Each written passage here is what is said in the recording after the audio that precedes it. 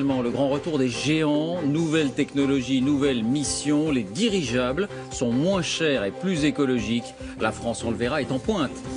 À propos de transport, le grand retour du dirigeable. Il semblait condamné après les drames des années 30, les grands incendies, mais la technologie a changé, les priorités économiques ou écologiques aussi. La filière française est en pointe. Johan Rolla, Jacques Dubose avec nos bureaux à Marseille et à Nice.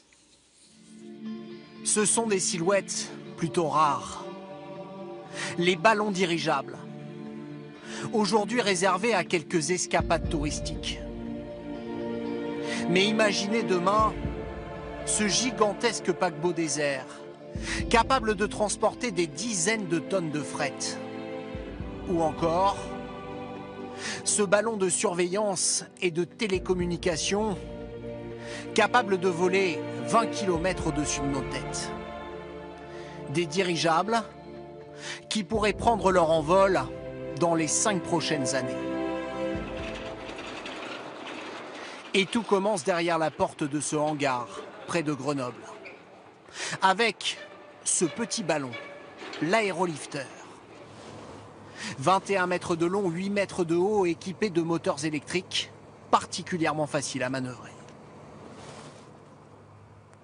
On a deux moteurs qui sont rotatifs dans un premier sens, haut et bas, qui permettent de monter et de descendre, et qui ont aussi la capacité à tourner sur eux-mêmes pour faire une rotation latérale. Facile à remplir d'hélium, un gaz plus léger que l'air, ce ballon tout-terrain peut transporter tout type de charge, comme ce tronc d'arbre sur des kilomètres.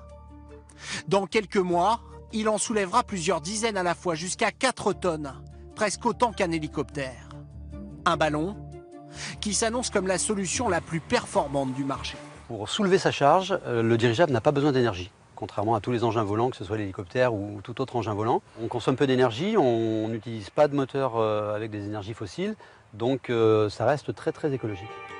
Un moyen de transport jusqu'à 20 fois plus économe en carburant que les hélicoptères. À condition bien sûr de voir très grand.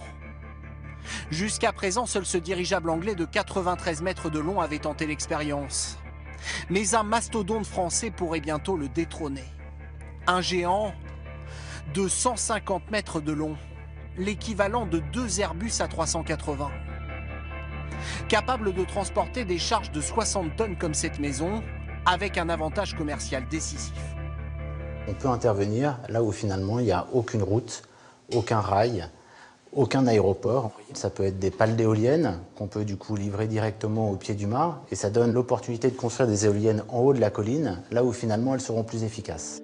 Des dirigeables qui seront bientôt assemblés ici, à Istres, dans les Bouches-du-Rhône.